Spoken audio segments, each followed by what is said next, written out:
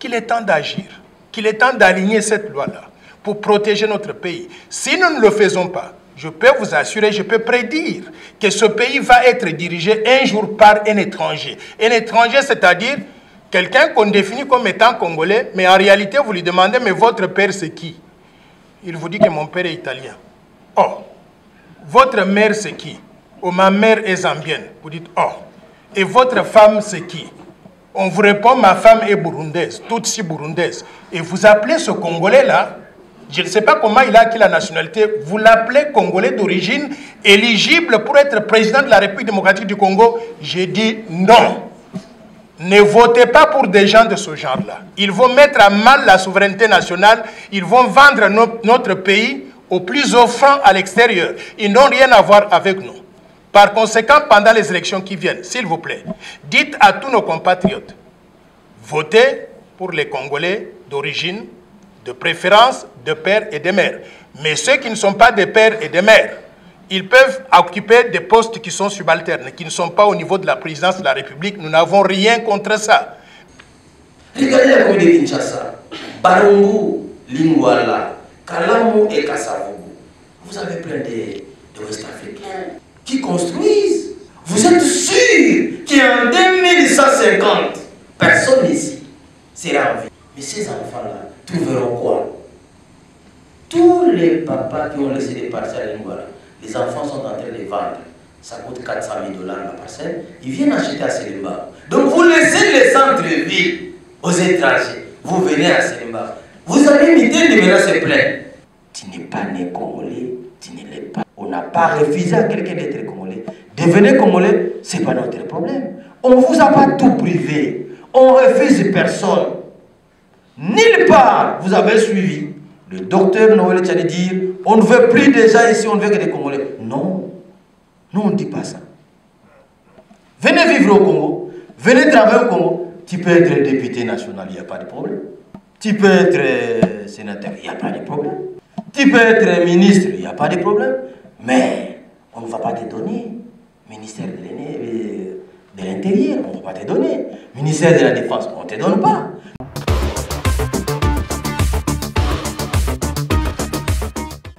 Ce titre, nous l'avons voulu un peu plus court, mais en réalité, le vrai titre est celui-ci.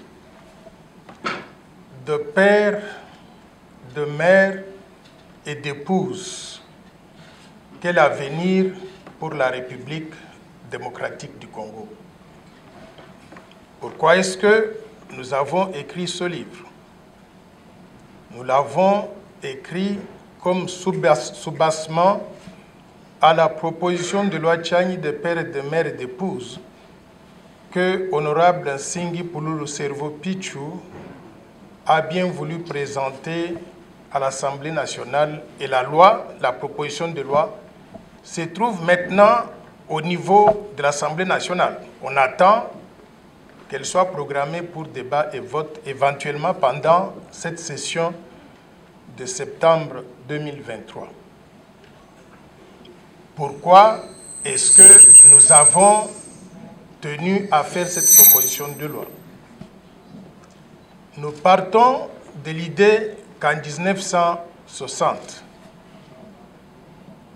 le Congo devenait indépendant après une lutte acharnée menée par ceux que nous connaissons aujourd'hui comme étant les martyrs de l'indépendance, parmi lesquels Patrice Emery Lumumba et avant lui, Simon Kimbangu.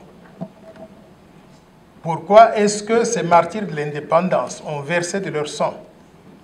Ils ont versé de leur sang parce qu'ils tenaient à ce que nous, les jeunes Congolais qui allions naître après, nous puissions vivre dans un pays libre, indépendant, souverain. Et par souveraineté, j'entends la gouvernance du pays par les autochtones, les propriétaires de la terre. Il n'était pas dit en 1960 que quand on réclamait l'indépendance, il fallait qu'on trouve certaines formules d'inclusivité pour que le Congo soit géré par certaines personnes qui auraient ce que nous appelons de loyauté partagée entre la RDC et d'autres pays extérieurs. Les Lumumba avaient dit, nous voulons la souveraineté et souveraineté totale. Nous voulons que notre pays soit géré par nous, au profit de nous. Si nous commettons des erreurs, comme cela a été le cas pendant les 63 dernières années, c'est notre affaire, c'est toujours notre Congo. Nous allons corriger ces erreurs-là pour que nous puissions aligner les meilleurs d'entre nous pour que ces meilleurs-là gèrent le pays au profit de tous. C'est ça l'idée derrière la souveraineté nationale. Alors, qu'est-ce qui est arrivé depuis 1960 jusqu'à 1994? Il y a eu succession de régimes politiques. Le régime de Joseph Kasavubu, à qui je voudrais rendre hommage. Le régime de Maréchal Mobutu, que je salue au passage. On arrive à 1994, il y a eu un complot international pour destituer Mobutu et le remplacer par des régimes qui paraissaient travailler pour nous, mais en réalité qui étaient à la solde de l'extérieur. Ils ont réussi, on a chassé Maréchal Mobutu en 1997. Mais depuis ce temps-là, il y a un phénomène qui s'est passé sur le sol congolais. Il y a eu un afflux des militaires étrangers sur le sol congolais. Des Rwandais, des Ougandais, des Burundais. Il y a eu environ 180 pays qui ont envoyé en RDC des militaires de leur pays dans le cadre de ce qu'on appelle les opérations de maintien de la paix, appelées la MONUC ou bien la MONUSCO plus tard jusqu'à aujourd'hui. Ces militaires étrangers-là, sur le sol congolais, ont fait beaucoup de choses. Ils ont violé les femmes congolaises. Ils ont épousé des femmes congolaises. Ils ont produit des enfants dont un parent est congolais et l'autre est étranger. Il y a des enfants naturels, c'est-à-dire naturels dans le sens que le fruit d'un amour parfait entre un homme et une femme. Mais il y a aussi des enfants stratégiques. Des étrangers qui ont vu très loin, en regardant la constitution de la RDC, en se disant, ah, pour être congolais d'origine ici, il suffit d'avoir un seul parent congolais, un autre parent étranger, et l'enfant qui va naître, on va dire qu'il est congolais d'origine. Et la constitution donc dit que cet enfant-là, il est éligible pour tout. Il peut occuper toutes les fonctions, y inclut être président de la République. Moi, j'ai analysé cette disposition. Je me suis dit qu'il y a un danger quelque part. Ce danger, c'est lequel? C'est que certains enfants stratégiques, planifiés à partir de l'extérieur, dès qu'ils arrivent à l'âge de 30 ans, ils se présentent aux élections présidentielles avec l'appui de ces pays extérieurs, de ces puissances extérieures. Ils gagnent la présidence de la République, ils deviennent les maîtres du terrain. Et en ce moment-là, ils mettent la souveraineté nationale à mal. Pourquoi? Parce qu'ils seront dans une situation de conflit d'intérêts. De décider entre les intérêts de la RDC ou les intérêts de l'un des pays de l'un de leurs parents. Par exemple, un enfant qui aurait un parent congolais, un parent rwandais ou ougandais, il devient président de la République. Cet enfant, quand il y a un conflit entre la RDC et le Rwanda de son père ou de sa mère, il va décider dans l'intérêt de quel pays? Il ne peut pas tout décider dans l'intérêt de la RDC. Il sera tenté de prendre position tantôt en faveur de la RDC, tantôt en faveur du Rwanda de son père. Voilà la situation de conflit d'intérêts. Cet enfant-là, il est très dangereux pour la souveraineté nationale. Pourquoi? Parce qu'il peut du jour au lendemain, étant donné que le président de la République a beaucoup de pouvoir dans ses mains, il peut basculer la RDC sous le contrôle du Rwanda voisin. Et nous tous, nous devenons quoi? Nous devenons des esclaves dans notre propre pays. C'est pour cela que je me suis dit, si nous voulons gérer cette situation-là, on ne refuse pas que cet enfant soit congolais. Du fait d'avoir un parent qui est congolais, on l'accepte, il est le nôtre. Il est congolais à 100%, il peut tout faire dans notre pays. Mais nous disons, nous allons lui éviter d'être dans une situation de conflit d'intérêts. Pour lui éviter d'être dans une situation de conflit d'intérêts, on lui dit, vous pouvez tout faire en RDC. Vous pouvez être médecin, professeur, vous pouvez aller dans le secteur privé, vous pouvez être même ministre, occuper des postes qui ne sont pas des postes régaliens. Mais nous allons vous éviter la situation de conflit d'intérêts en empêchant que vous puissiez accéder à certains postes qui vont vous mettre dans une situation où vous devez choisir entre les intérêts de la RDC et les intérêts de notre pays étranger. Par conséquent, Nous avons fait dans la proposition de loi qui se trouve au niveau de l'Assemblée nationale, la proposition que certains postes soient verrouillés, soient réservés exclusivement aux Congolais qui sont nés de pères et de mères congolais d'origine et qui ont des épouses congolaises. Ces postes-là sont les suivants. Président de la République, président du Sénat, président de l'Assemblée nationale, le Premier ministre et les ministres régaliens, c'est-à-dire finances, justice, défense, affaires intérieures, affaires étrangères. Les hauts magistrats de la République, les gens comme la Cour constitutionnelle, bien que je ne suis pas très content de ces jours-ci.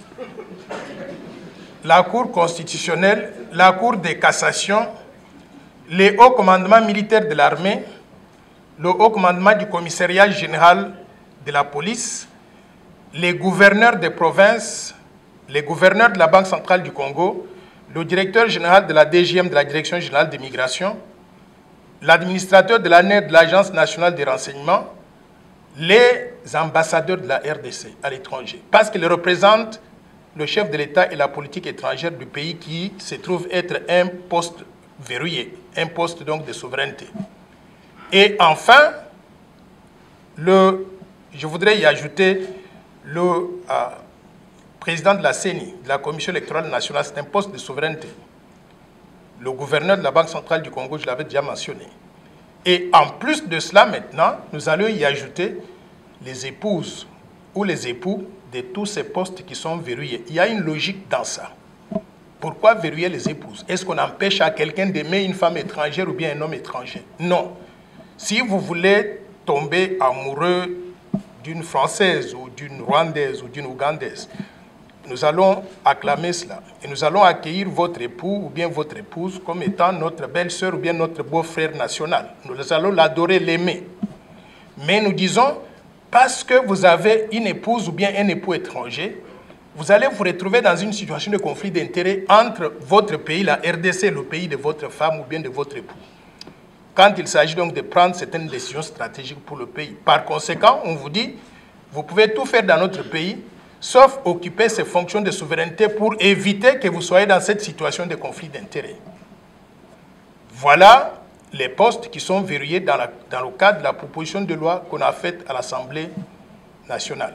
Alors, est-ce que cette disposition-là, ce verrouillage-là, est-ce que ça divise la population? Est-ce que ça crée la ségrégation entre la population? Ma réponse est non. Et je vais vous démontrer tout à l'heure que, d'ailleurs, notre proposition de loi unifie une population qui est déjà divisée dans le cadre de la Constitution actuelle. Dans le cadre de la Constitution actuelle, on dit que la nationalité congolaise elle est une et exclusive, c'est-à-dire que vous ne pouvez pas être congolais et avoir une autre nationalité étrangère. Nous avons proposé dans le cadre de cette proposition de loi qu'on puisse changer cette disposition pour que la nationalité congolaise devienne irrévocable. C'est-à-dire que personne ne peut enlever la nationalité congolaise à qui que ce soit.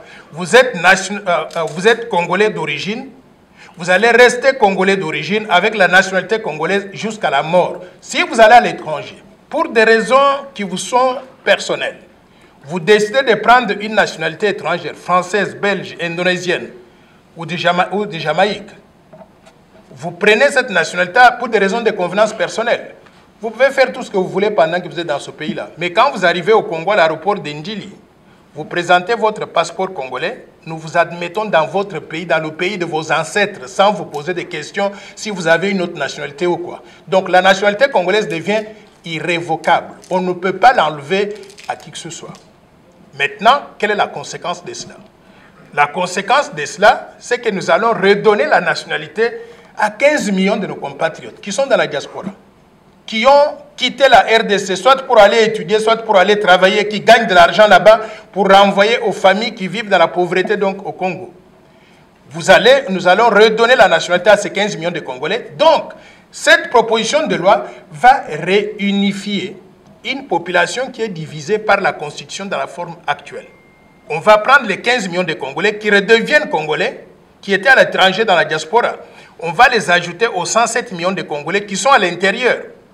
Nous allons avoir une population de 122 millions d'habitants, un grand pays avec une grande population, prête à travailler maintenant pour son développement. Donc le principe de l'irrévocabilité de la nationalité congolaise réunifie une population divisée par la constitution dans la forme actuelle.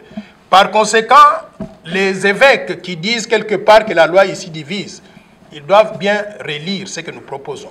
Parce que c'est eux qui soutiennent la division dans le cadre de la constitution actuelle et qui tiennent à ce que les Congolais de la diaspora soient exclus de tout ce qui se passe donc au pays. Il y a 2-3 autres éléments sur lesquels je voudrais insister.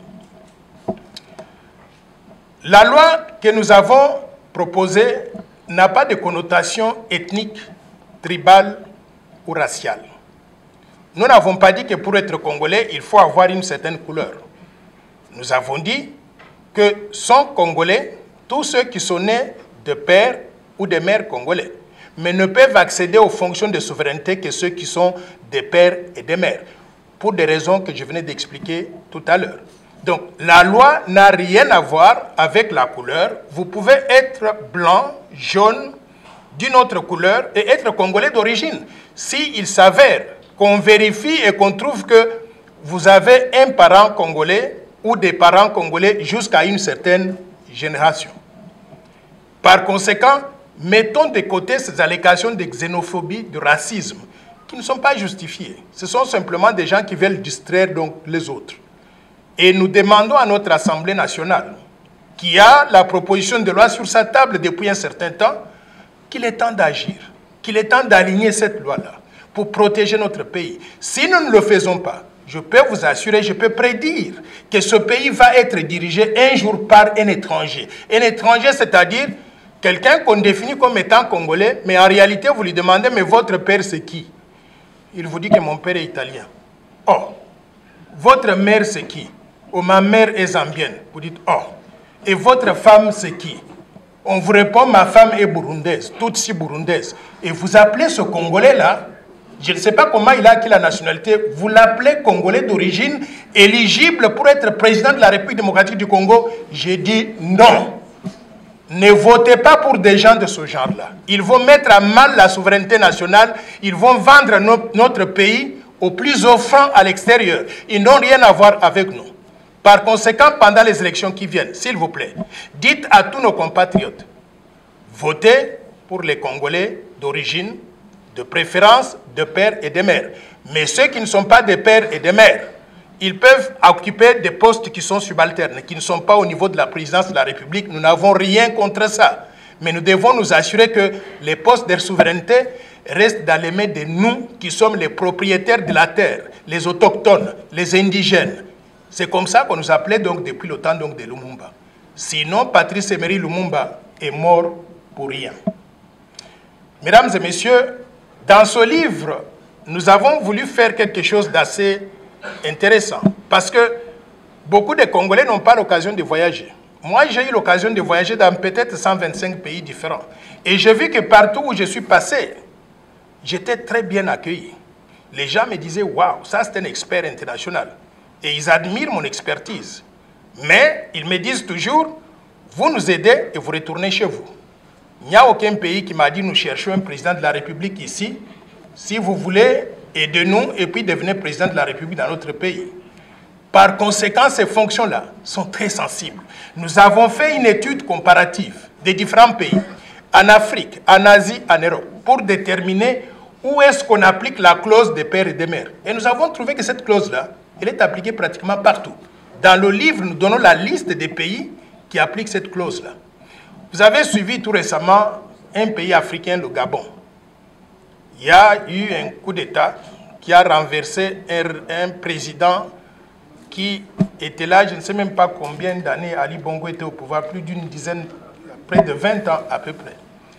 Et quand on a renversé Ali Bongo était marié à une femme que je comprends, elle est française, elle doit avoir des origines marocaines ou algériennes, ainsi de suite. Là.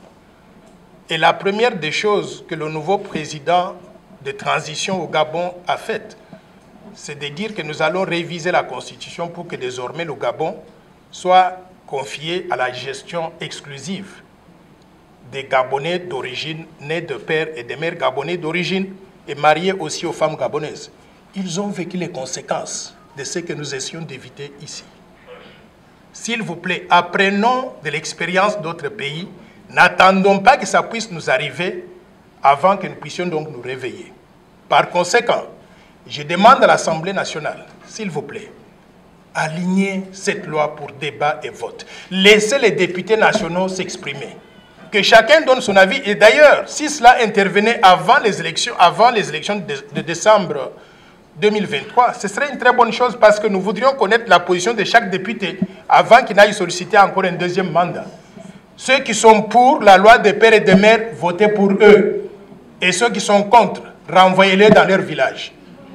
C'est ça que je voudrais demander à l'Assemblée nationale pour qu'on puisse aligner cette loi pendant cette session avant la clôture le plus rapidement possible. Je pense que je vous ai présenté l'essentiel donc de la loi que nous avons soumise à l'Assemblée nationale. Vous allez trouver beaucoup plus d'informations donc dans le livre qui est très détaillé, qui fait cette étude comparative-là. Et nous serons toujours à votre disposition au cas où il y a encore des questions supplémentaires pour que nous puissions continuer donc à échanger sur cette question essentielle pour la souveraineté nationale et l'intégrité territoriale de notre pays. Je vous remercie. Je voulais d'emblée vous remercier de votre présence et remercier l'initiateur infatigable, déterminé pour cette lutte.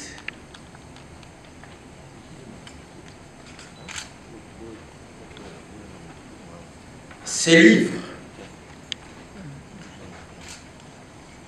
c'est comme notre Bible. Ce livre a été écrit pour que chacun de nous ici présents et tous les Congolais en particulier sachent que ce pays est à protéger. Comme vous le savez, les élections constituent l'expression de la démocratie et l'indépendance s'exerce par la souveraineté. Notre souci majeur, et le souci qui a animé l'auteur, c'est de sécuriser la fonction président de la République. Le plus grand souci, c'est de sécuriser la fonction président de la République et notamment d'autres fonctions de souveraineté. Vous le savez très bien, les gens sont morts pour que nous accédions à l'indépendance, en commençant par notre saint prophète Simon Kimbangu. Nos héros nationaux, Patrice Lumumba, Kasavubu et tant d'autres, leur lutte était simplement l'indépendance des Congolais. Aujourd'hui, nous sommes indépendants, mais nous n'avons pas la souveraineté. Il a fallu encore une génération de courageux, déterminés, de braver la peur et d'instituer une loi, des mécanismes pour permettre l'existence vraie de la souveraineté. Et cela n'est possible que par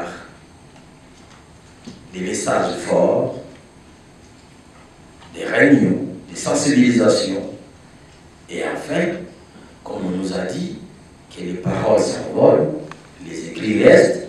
Voilà comment l'initiateur, le docteur Noël Tchani, a dit on doit quand même écrire en dehors de la loi, mais écrire un livre permettre aux autres de comprendre ce dont nous sommes en train de nous battre. Appropriez-vous de ces livres. Appropriez-vous de ces concepts. Personne ne peut aider ces pays seul. C'est par le concours de tout un chacun. Journalistes, comme politiciens, technocrates et tant d'autres, chacun dans votre profession, mettons-nous ensemble pour qu'enfin atteindre l'objectif. Et ne voyez pas ça seulement le travail de Noël Tchani qu'on a vilipendé sur les médias. Ne voyez pas ça un travail de Tigui Pouloulou qu'on a même collé notre nationalité. Nous le savons. Loin de nous, l'espace même de se fatiguer ou d'avoir peur. C'est eux qui passent le temps inutilement. Et nous nous avançons. Le livre aujourd'hui est disponible. L'Assemblée nationale, le président, notre patriarche Mbosso, a déjà les livres. Il va distribuer à tous les députés nationaux pour que chacun lise, prenne connaissance afin que personne ne prétexte l'ignorance. Les pays nous appartiennent. Vous êtes indépendants aujourd'hui, mais ça coûtait la mort à des personnes. Ça coûtait la mort à des milliers de personnes. Des jeunes courageux comme Lumumba, ça lui a coûté la mort pour que nous soyons indépendants. Ne vous étonnez pas qu'aujourd'hui, ce soit vous. Vous devez donner le meilleur de vous pour que le pays soit souverain, pour que le peuple congolais soit souverain. Il n'est pas concevable. Il n'est pas concevable qu'un peuple, même pour gérer ses minéraux, il doit avoir l'aval des autres peuples. Non. Non. Ces peuples-là sont des licenciés, des gradués, des masters, des professeurs, des docteurs. Vous aussi, vous avez toutes ces catégories de personnes. Mais pourquoi y mentirez-vous? C'est vous qui ne comprenez pas ou quoi? Non, les Tchadiniens, non. Honorable Nzingi, avançons. Et nous avançons. Ne laissez pas deux personnes pour cette élite. Non. Faites-en votre affaire. Les pays, c'est un bien commun. Aujourd'hui, vous voyez Nzingi Pouloulou, vous voyez Noël Tchani, mais vous aussi, ces pays vous appartiennent. Qu'est-ce que vous allez léguer à la génération future? Si vous êtes indépendant, mais vous bénéficiez de la sueur, du sang même de Lumumba, du sang de Simon Kimbangu, incarcéré, 30 ans de prison sans motif, pour que simplement vous soyez indépendant. Mais vous, à votre tour, qu'est-ce que vous donnez à la génération future? Posons-nous la question. Vous êtes bénéficiaire du combat de nos aïeux. Et ceux qui viendront après 2150, tous verront quoi? Réfléchissons un peu. Avant 1980, Gombe, qui avait une parcelle à Gombe? Regardez aujourd'hui Gombe. Ce n'est plus votre parcelle. Ce n'est plus votre commune. Est-ce que vous vous rendez compte? Regardez la commune de Kinshasa. Barungu, Lingwala, Kalamu et Kasavubu. Vous avez plein de Ouest-Africains qui construisent. Vous êtes sûr qu'en 2150, personne ici sera en vie. En 2150, l'an 2150, personne ici sera en vie. Mais ces enfants-là trouveront quoi? Tous les papas qui ont laissé des parcelles à Lingwala, les enfants sont en train de vendre. Ça coûte 400 000 $ la parcelle. Ils viennent acheter à Selimba. Donc vous laissez les centres-villes aux étrangers. Vous venez à Selimba. Vous allez imiter les menaces pleines. Finalement, vous allez annexer Kazangoulou et Kinshasa. Et vous allez laisser les centres aux étrangers. Et vous allez vous retrouver vers Kazangoulou. Vous savez l'histoire. Vous et moi, nous le savons très bien. Selon la Bible, si vous considérez que la Bible est un livre vrai, où s'est trouvé, posons-nous la question, où s'est trouvé le temple de Jérusalem? Et le temple de Jérusalem appartenait à qui? Pourquoi aujourd'hui les Palestiniens occupent cette zone? Comment cela s'est arrivé? C'est ce que nous sommes en train de faire. Enfants, on dit oui, c'est le capitalisme. Oui, vous ne serez pas les premiers capitalistes, mais plutôt vous êtes des capitalistes ignorants, intimidés par les autres, intimidés par les gens qui viennent. Et si vous avez peur, vos enfants auront quoi?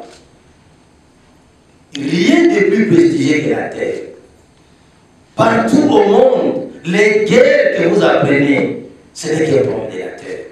Les genres de billets qu'on lui proposait, il ne pouvait que donner des faussetés, me critiquer et m'appeler, me qualifier de sorcier. C'est pas grave. C'est la Bible qui va nous séparer. Comme ils aiment plus la Bible, amenons-les la Bible. On les a amenés la Bible. Vous voyez encore, vous entendez encore des hommes de Dieu critiquer cette loi? Depuis qu'ils ont lu la Bible, qu'ils ont changé. Ah non, mais... Oui, mais on veut bien, mais ceux qui volent, ceux qui détournent, ceux qui détruisent le Congo, mais ce sont les Congolais des pères et des mères. Je dis oui, vous avez raison. Mais vous devez bien lire la Bible.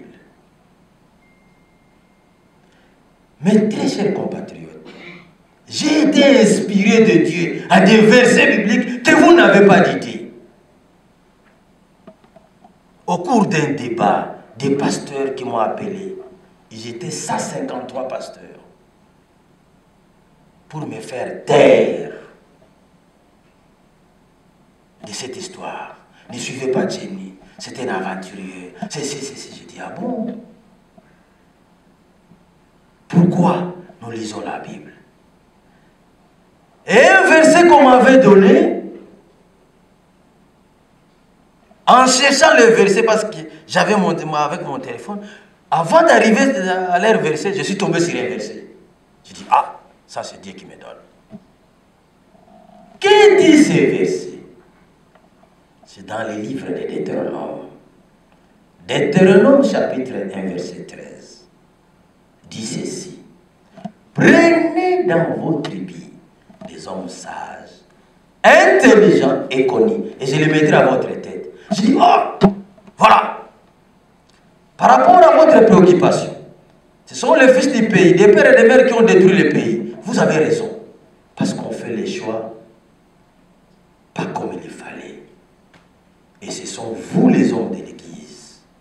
Quand quelqu'un vient s'aimer les bancs, les chaises, les tôles, les amplis, les offrandes, vous dites, ah, c'est notre bien-aimé. Comme il nous a donné de l'argent, il nous a donné des tôles, il a construit l'église, on lui vote. Ce n'est pas ce que vous dit la Bible. La Bible vous dit, prenez dans vos tribus des hommes sages, intelligents et connus. Satan est connu, mais dans les mal. Mais ici, on vous dit, prenez ceux qui sont connus dans les bons. Est-ce que les faites-vous? Ah. Je dis, voilà la formule. Donc, si parmi vous, quelqu'un disait, au fond de lui, mais oui, mais ceux qui tirent les pays, ce sont des Congolais des pères de mères. D'emblée, je vous réponds, choisissez selon les critères donnés par les anciens, par les Écritures que vous considérez saintes. Prenez des hommes sages, intelligents et connus. Vous ne verrez plus de problèmes. Imaginez que vous avez 300 députés nationaux, comme Ntsinghi Pololo. Et la suite sera quoi? Quelle sera la suite? Imaginez une fois Noël Tchani, Tsingi pour faire l'idiot et il gère la République. Imaginez la suite. Imaginez la suite. On peut appeler quelqu'un, non, il y a une fonction ministérielle, il se dit non, non, non, je ne suis pas intéressé. Je ne suis pas intéressé. Non. Mes très chers frères, ces livres, c'est un bijou. Je répète, ces livres, lisez-le. Expliquez aux autres. C'est votre contribution pour que le pays soit protégé. Pour que notre pays soit protégé. Pour qu'après 2150, les Congolaises et Congolais trouvent un pays tel que nous l'avons récit de nos aïeux. Aujourd'hui, vous voyez la fonction présidente comme normale. Même au niveau de l'hémicycle, je pense que les journalistes sont au courant de la loi sur l'agriculture. Parce que quand ils avaient compris que la balkanisation physique tracée comme ça, enlever cette partie, ça ne passera pas, ils ont changé la formule. Ils sont allés vers la loi sur l'agriculture. Et lisez cette loi. Lisez l'article 16 et l'article 32. Ils ont dit non, Tsing est utilisé, c'est pourquoi il a bloqué cette loi. Non, je n'étais pas utilisé. Non. Ne rêvez pas. Le pays est en voie de disparition. Il a fallu un Noël Tchani. Il a fallu un Noël Tchani. Si vous posez la question au docteur Noël Tchani, il vous dira, c'est moi qui suis allé le chercher. Non, qu'est-ce que tu dis là? Explique-moi bien ce que tu veux. Ah non, mais je veux ça, je veux ça. Ok. Est-ce que tu peux écrire ça? Oui, oui, oui, je peux écrire. Comment Dieu m'a utilisé? Est-ce que suis-je le seul député?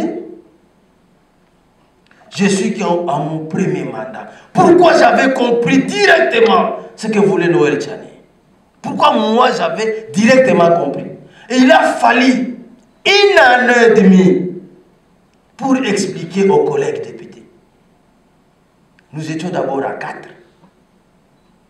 J'ai expliqué dans des commissions. Je devais prendre 5 minutes dans chaque commission, expliquer le bien fondé de cette loi. De l'initiative de Noël Tchani. Ce n'est qu'au mois de juillet 2022 que des députés, plus de 200 députés, acceptèrent de me convier à la salle des plénières, pas pour une plénière, mais pour exercer aux questions-réponses. Donc, simulation, comme si c'était une plénière. Qu'est-ce qu'ils vont poser comme question et qu'est-ce que je dois répondre? Ce n'est qu'après cet exercice que les députés ont dit non. Nous étions des ignorants. On s'excuse. On voit le président, les membres du bureau, aligner la loi. Voilà. La loi a été alignée. Ce n'est pas tout le monde qui doit comprendre la même chose au même moment. Ce que Noël Tchani avait compris, je veux que nous tous, nous ici, comprenions et véhiculons ces messages. Prenez ces livres, lisez-le. Avec votre sagesse et votre intelligence, vous saurez expliquer aux Congolais lambda de toutes catégories afin que le pays soit sauvé. Il ne reste que vous. Si vous ne le faites pas, eh bien, vous avez le souci d'avoir des enfants, que vos enfants grandissent, mais ils auront les enfants. Mais après 2150, vous serez locataire chez vous. Vous serez étranger chez vous. Donc vous allez laisser les enfants, croyant que vous les avez laissés au pays, mais vous les avez laissés esclaves. Vous les avez laissés des étrangers siégés. Évitez ça. Prenez courage, parlez-en. Parlez-en. Ensemble, nous allons protéger la République.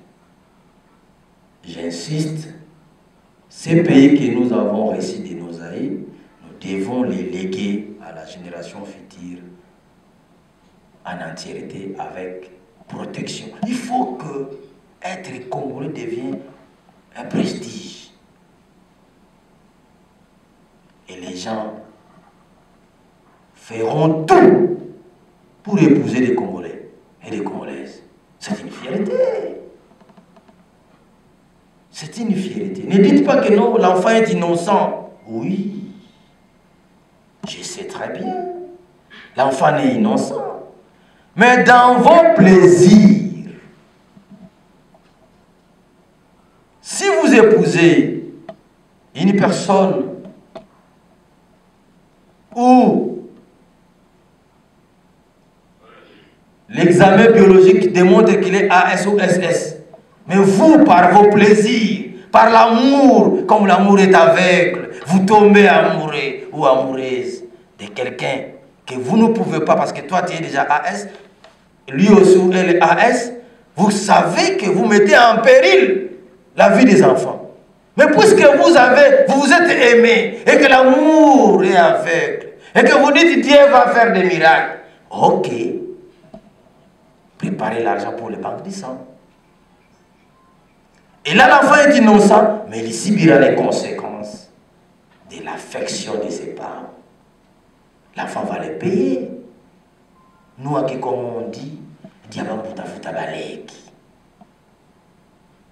Tu n'es pas né congolais, tu ne l'es pas, c'est tout. On n'a pas refusé à quelqu'un d'être congolais. Devenez congolais, ce n'est pas notre problème. On ne vous a pas tout privé. On refuse personne. Nulle part, vous avez suivi le docteur Noël Tchani dire on ne veut plus de gens ici, on ne veut que des Congolais. Non, nous on ne dit pas ça. Venez vivre au Congo, venez travailler au Congo. Tu peux être député national, il n'y a pas de problème. Tu peux être sénateur, il n'y a pas de problème. Tu peux être ministre, il n'y a pas de problème. Mais on ne va pas te donner ministère de l'Intérieur, on ne va pas te donner. Ministère de la Défense, on ne te donne pas. Notre argent, ministre des Finances, on ne te donne pas. Soyez gentils de vous-même. Il faut être gentil. Dites à vos amis, dites à vos collègues, soyez gentils. Cherchez ce qui t'appartient. En éthique et déontologie, c'est aussi interdit de chercher ce qui ne t'appartient pas. Conseillez-les. Je m'adresse aux journalistes. Quand vous êtes en face de ces gens-là, dites-leur la vérité. C'est méchant de réclamer ce qui ne t'appartient pas. C'est méchant. Qui de nous ici,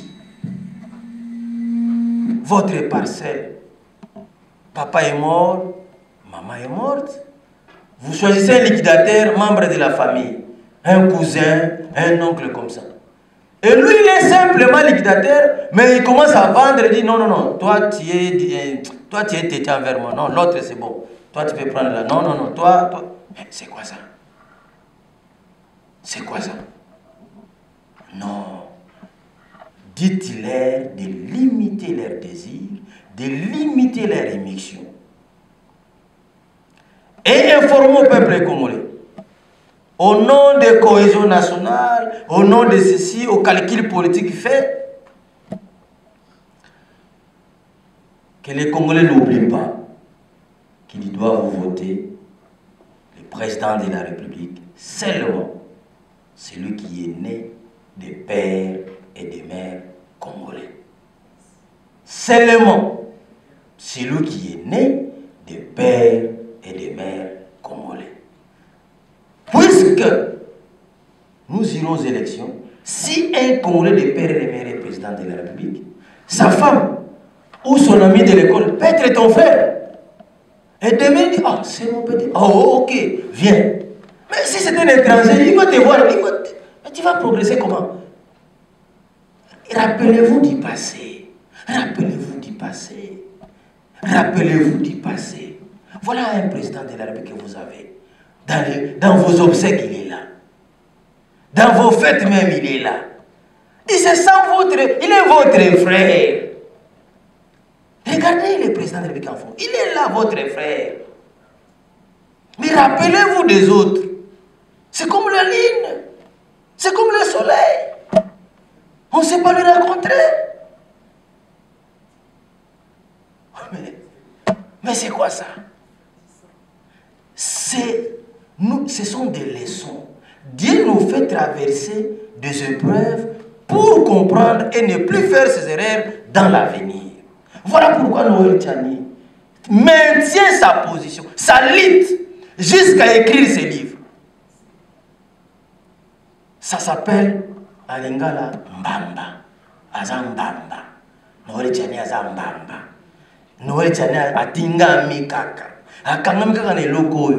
Ne voyez pas la lutte de Noël Tchani sous l'angle politique, mais voyez plutôt l'amour de Noël Tchani pour nos enfants. Après 2150, j'insiste, je vous donne simplement une année de référence. 2150, personne ici sera vivant. Vous laissez quoi entre les mains de vos enfants? Quel pays? Mon cher, ne fouillez pas la République. Demandez ceux qui vont à l'étranger. Sauf à l'Afrique, ici, ça va y aller, mais vous allez ailleurs. Mali, les Aranapotonais, ça ne va pas. Nous sommes bénis. Mais on va pas. Nous sommes bénis. Ici, nous sommes bénis. Aimons notre pays et soyons fiers de ce pays. Je vous dis, nous sommes bénis. Si le mot bénédiction est vrai, nous le sommes. S'il y a des pays bénis, c'est la République démocratique du Congo. Et je pense, selon toujours les livres saints, il paraît que Dieu a travaillé pendant 6 jours. Le 7e jour, il s'est reposé. Et quand il s'est reposé, il n'est plus revenu au travail. Donc je pense, en distribuant les minéraux de l'espace, il s'est arrivé au Congo, il s'est fatigué. Et de là, il est parti pour ne plus revenir. Voilà pourquoi notre pays reste pauvre. La République démocratique du Congo, c'est pratiquement après 10 ans, on découvre d'autres minéraux. Chaque 10 ans, on découvre des minéraux. Chaque 10 ans, on découvre des minéraux. Vous allez apprendre bientôt que Bandundu sera aussi le siège de l'industrie minière. Bientôt. J'ai eu la chance d'avoir la cartographie de 1957 et j'ai demandé rapidement qu'on amène 220 000 kV à Kenge et ses environs. Dans 10 ans, Bandundu sera le siège des miniers, le siège minier aussi. Qui vous dit qu'avec la forêt équatoriale, qu'il n'y a pas de pétrole là-bas? Qui vous dit ça?